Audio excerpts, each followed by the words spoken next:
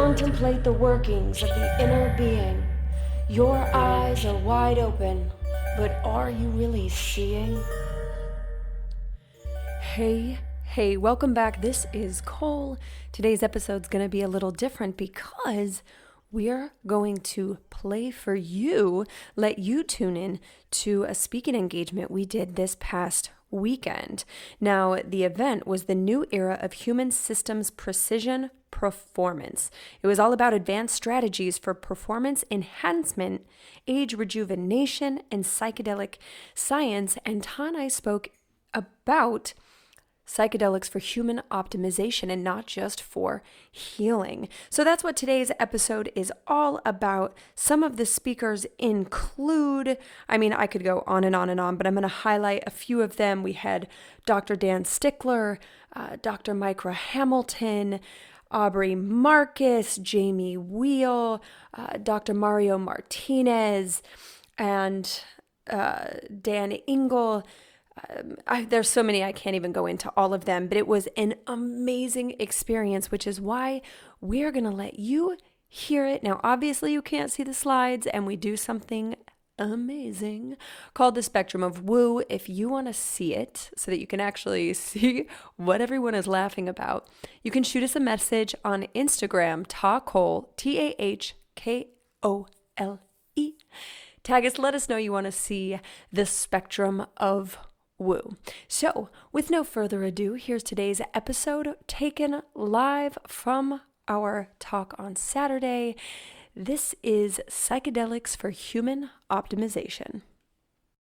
So before we even get into, first we want to talk about the spectrum of woo, because you want to know where you are on the spectrum, and I want to know where you are, so I know, where we're going to go with this conversation. So we've got woo and woo, and we have woo resistant.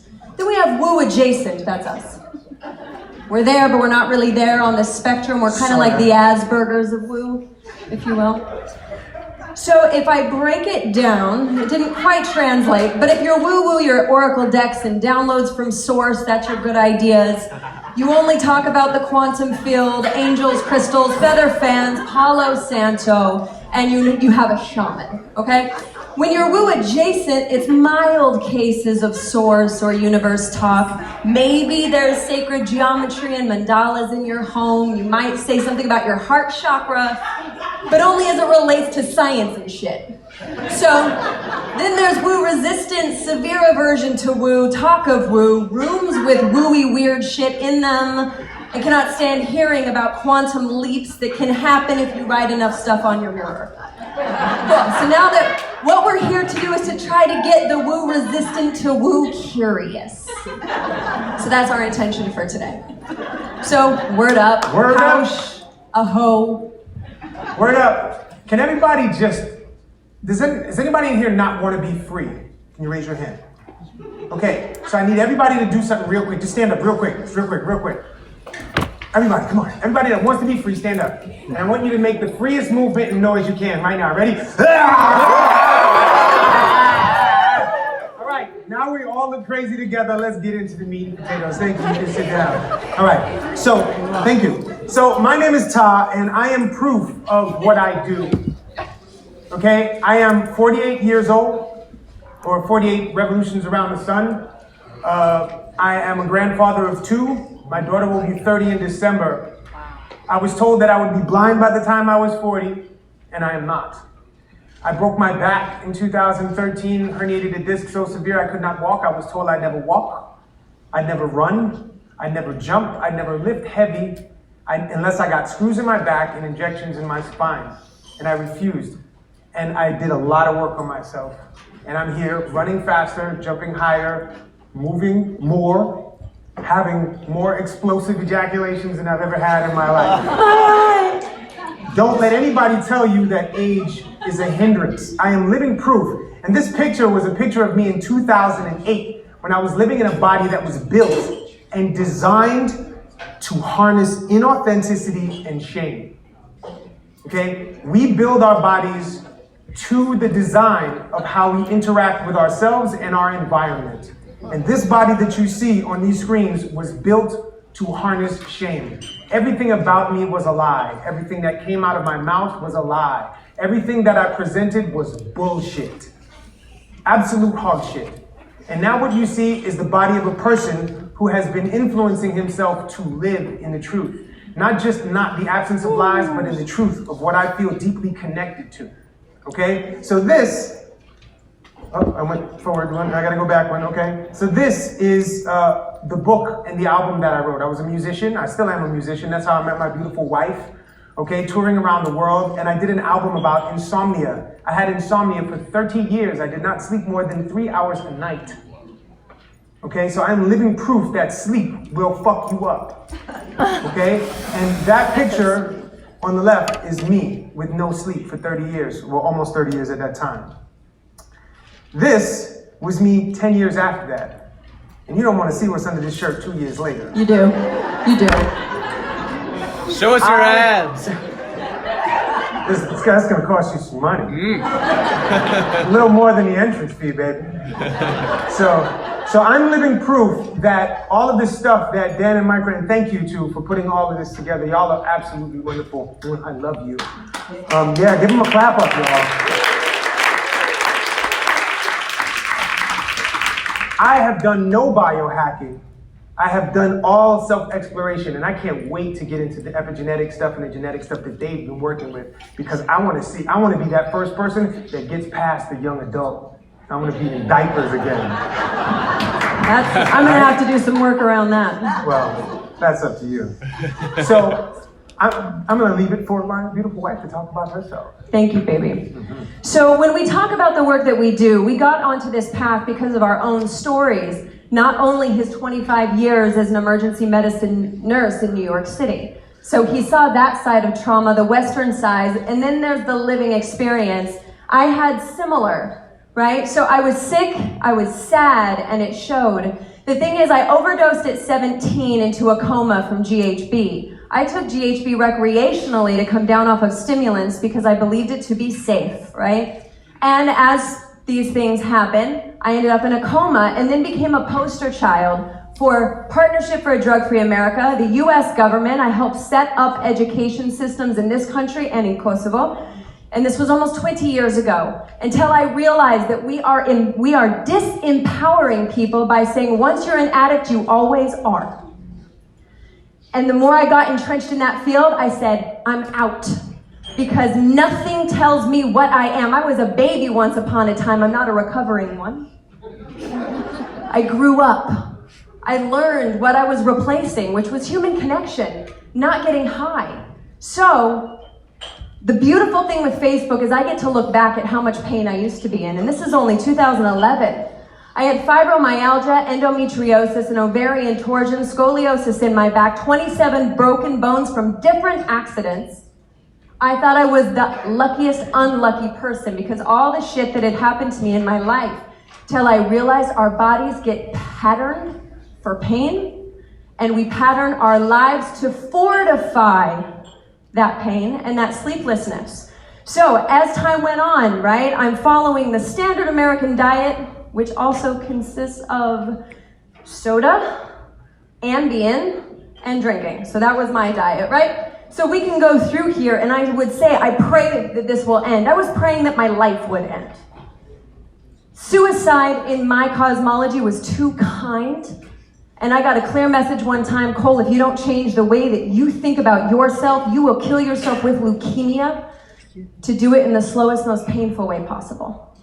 I didn't think I deserved suicide. And that's the life that I was living, even though on the outside, I had so much significance for overcoming so much. The truth is, it was deeper than diet. Yes, I changed my diet and my lifestyle. That was 65% of it. The other 35 was self-hate, and you can't biohack past that. So it wasn't just us. We got into health and fitness. We transformed hundreds of lives. They lost weight, but they always put it back on. Why? The stress patterns they developed since childhood. Their coping mechanisms since childhood. So it goes deeper than just biohacking, and that's what we're going to talk about. That one, thanks. Oh, yeah. Yeah, I got one here. So, like Cole said, I practiced nursing for 25 years in New York City. 23 of those years were in emergency rooms. I studied physiology, pathophysiology, anatomy, microbiology, kinesiology, the ologies. I studied all of it because I'm so intrigued with the human body. And there's one common thing, just like Aubrey said yesterday, that I found in the emergency rooms all over New York and in my travels with music, is that we connect through loneliness and dishonesty with the self. Right. So Cole introduced me to psychedelics when I was in my lowest point, when everything was gone. My relationship that for 8 years had crashed. I broke my back. I was in the zero space.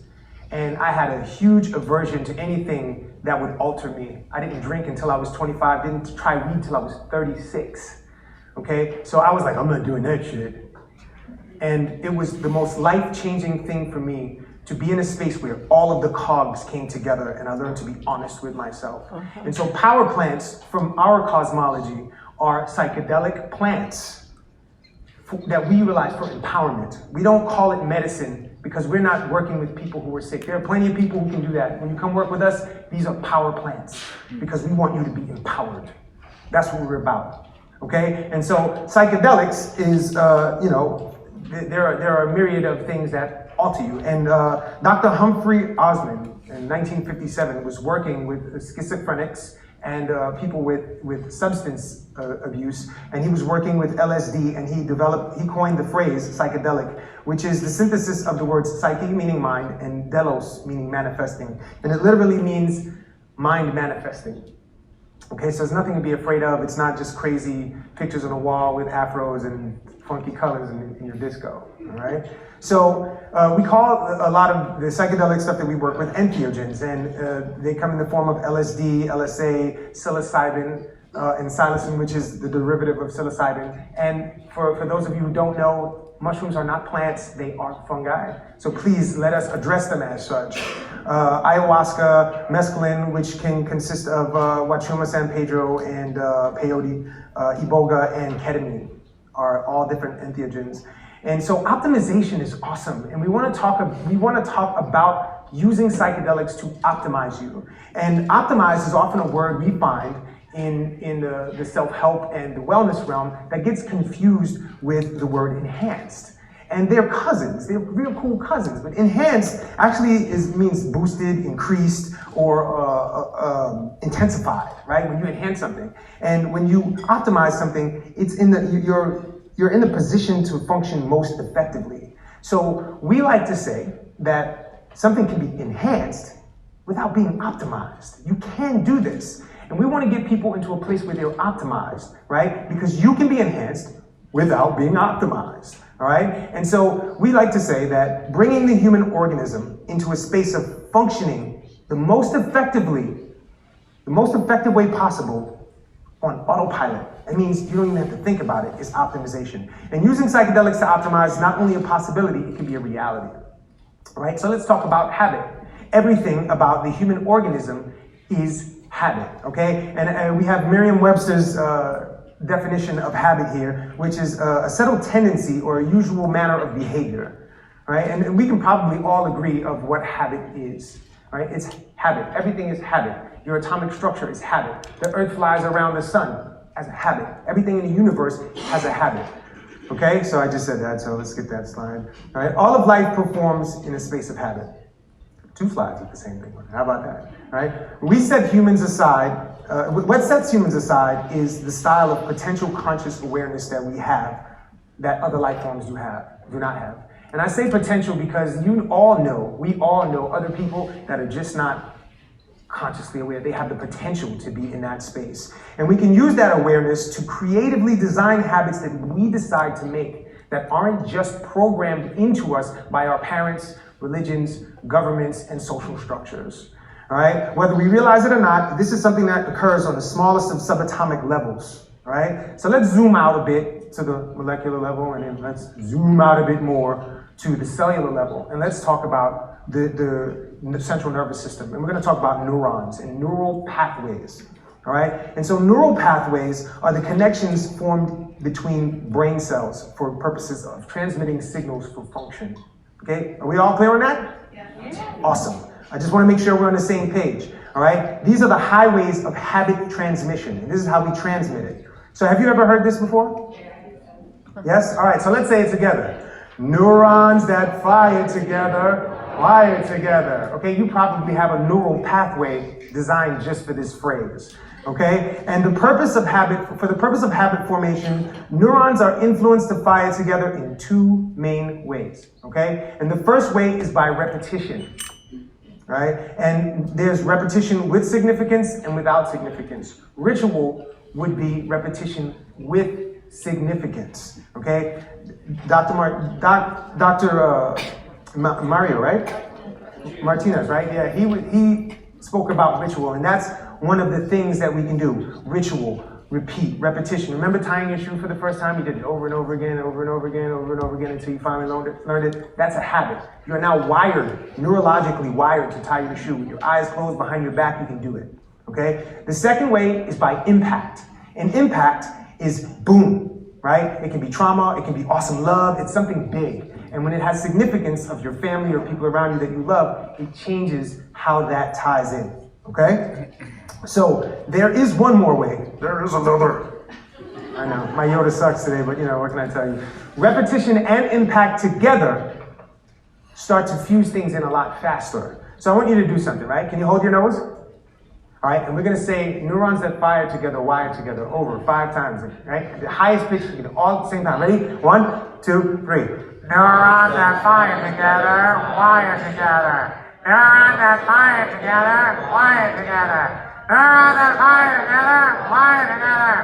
Neurons that fire together, wire together. Now, if you didn't know that statement before, it's starting to glue itself in, right? We started making a habit. And when you have impact and repetition together, combined with the significance of family, you start creating habits at a lot faster pace, all right? So psychedelics have profound effects on the way brain cells change in size and connect with one another. Okay, they can change. The neuroplasticity is the space where we have the ability of the brain cells to reorganize and change their physical characteristics and signals of flow and function.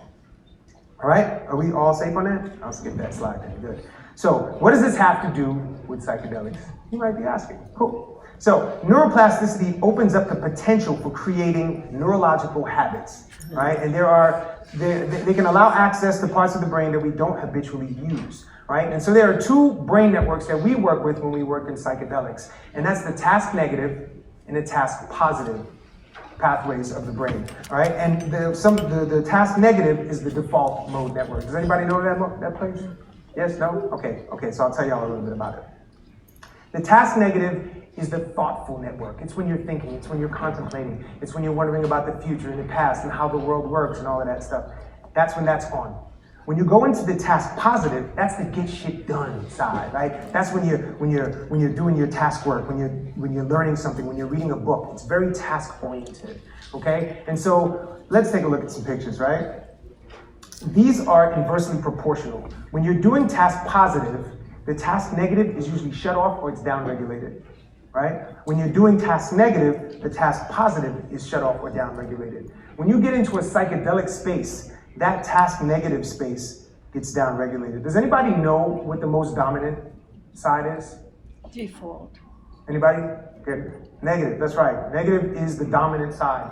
We in our society today tend to think a lot. Think, constantly thinking all the time. And when we're in that space, it's hard for us to create habits from the task positive space because our thoughts are overriding it, our thoughtful use of the brain.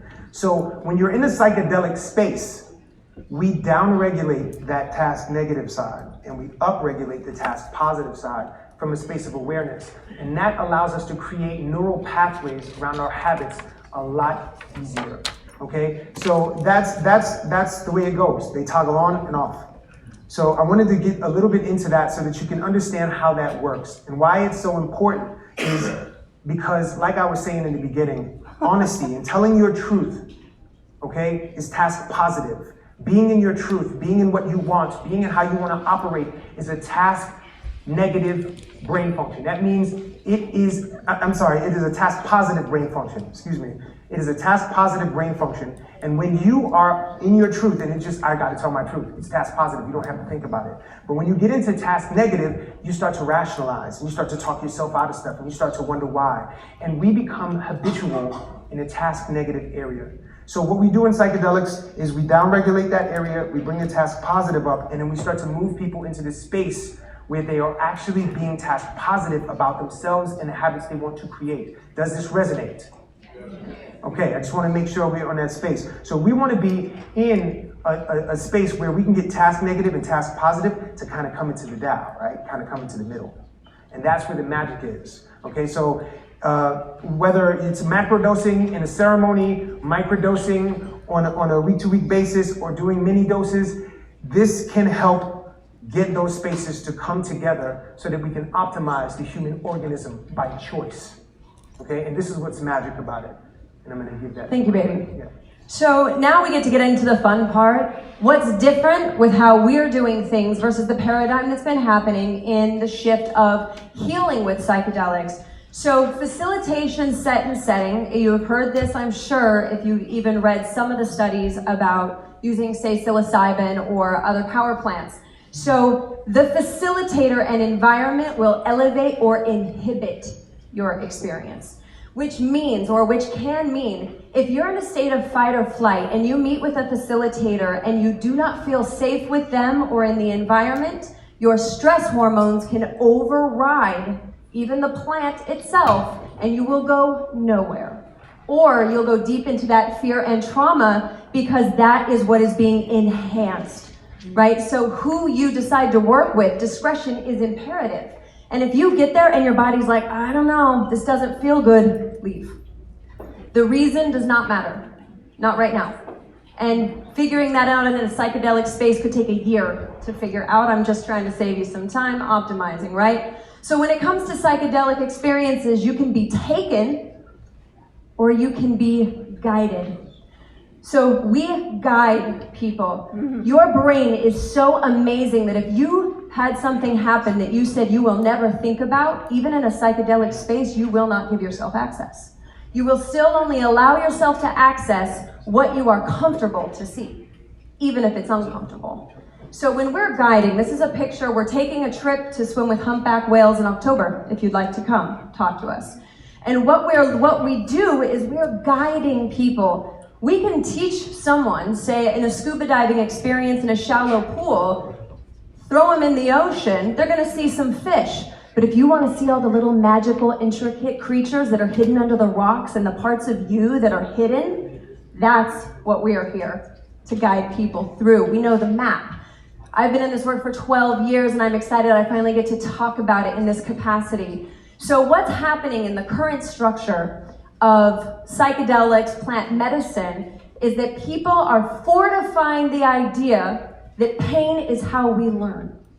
Trauma and drama for transformation. So if I suffer enough, purge enough, see enough demons, I will deserve happiness.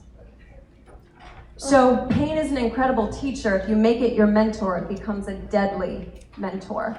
Trauma and drama for momentum becomes a habit. So I know people that have been in this work 12, 15 years that if they don't suffer enough in the experience, they didn't do it right. Because they're still in a high performance mindset that I have to go hard into the suffering so that I can get the reward. That is a habit, and it becomes a habit of the body, not just of the mind. So out of 1,000 or so clients we've taken on that we actually got forms submitted, 80%, 8 out of 10, had one of two backgrounds if they were high performance entrepreneurs. Either their father was an alcoholic or he was emotionally absent in whatever capacity, or the father gave significance and attention and love for high performance. At the core, those are both two different, they're actually the same core response, which is trying to connect for significance. One's just getting out of the home to find significance. The other is that high performance deserves significance. And that shows up in the body. Some of these I'm just going to zip through, but the transformation trap is what we see most entrepreneurs and thought leaders stuck in. tirelessly repeating a painful process for the purpose of momentum and expansion. And there is a point that that's valuable to understand the pain. After a while, if you get into your creativity, you can imagine after that what a process could be without going through it. So what it can look like when someone's in the transformation trap, business is going amazing, the relationship crashes. They're in an amazing relationship, their finances crash. So what actually happens is the body gets patterned that everything can't be perfect and with ease or else there's no expansion, and then I'll lose momentum, and then I'm gonna run out of content for my audience. Happens all the time. So long-term or habitually, the need to dominate, conquer, or struggle for growth wastes time and resources. And if you're looking for optimizing and impact, you don't have to keep doing it that way. So I'm not going to get into this. I'm happy to share this later, and I'm happy to share the slides. Eva Lobo is an amazing artist who breaks down how our reality is created through filters, similar to what Dr. Mario Martinez talked about. Everything that happens to us, whether it's what our parents told us culturally, where we were born, what we saw on TV, the books that we read, they create the projection in front of us that we see. In a psychedelic space, when you're guided, we can see in your physiology where incongruence lies between your conscious mind and that body intelligence. Right now, if something fell on my shoulder because I have a fear of spiders, I would react. No matter how much I work on that in my mind, I have to be able to toggle the two to rewire the habit of the body to react. The more in reaction you are, the more out of power you are. When we're in a psychedelic space, we can toggle both, and we can kind of play with them and push those edges or smooth those edges with intention. So it's not just giving you something and sitting you in the corner. There's a time and a place for that. That's not what we do. And we can always make recommendations. So we've identified 3 energies of evolution as it relates to a person's process that's drawn to this kind of work. First is snake, then puma, then condor. Snake energy is when you first wake up. You start shedding the layers of what you believed to be true, right? You get the idea. It's not a linear process. It's weaving back and forth. There's where a lot of health crashes come in this transition. Then you get into Puma energy. I know who I am. That's what I want. This is what I'm going to create. There's focus and agility and power. Now is the next time for a paradigm shift, just like Dan was saying.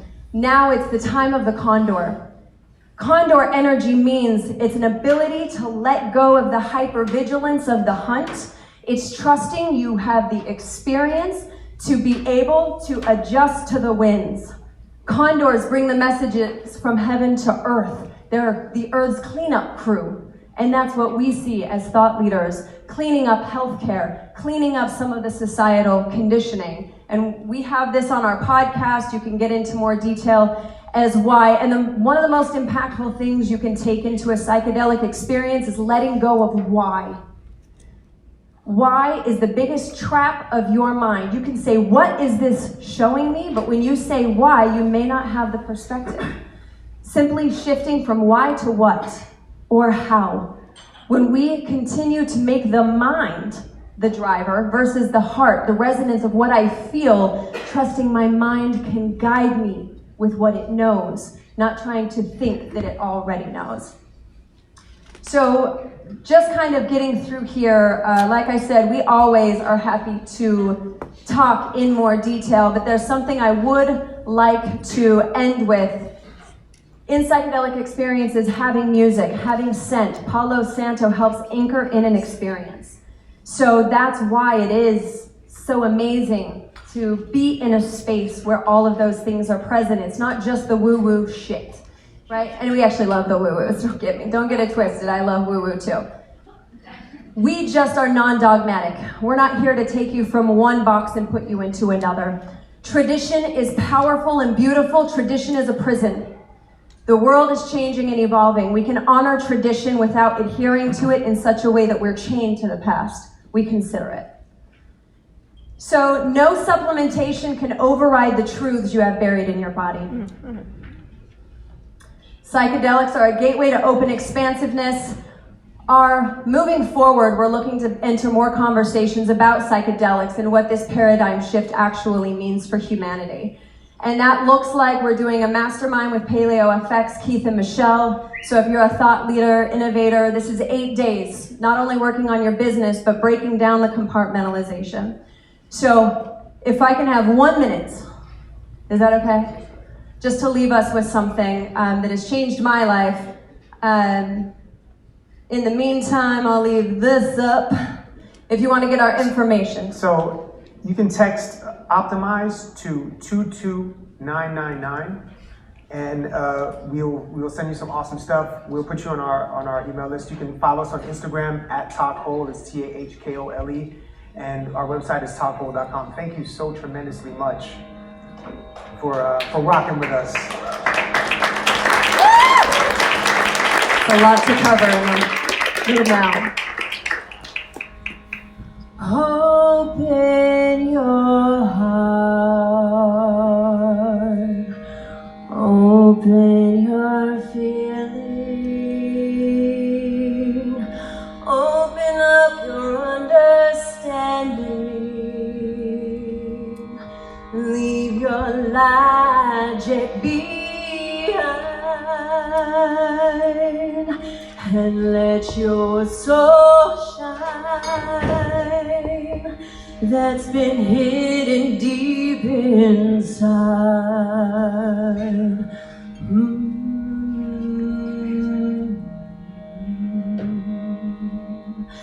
The time is now, the time is now to open up your heart and remember how spirit can heal, how love cures.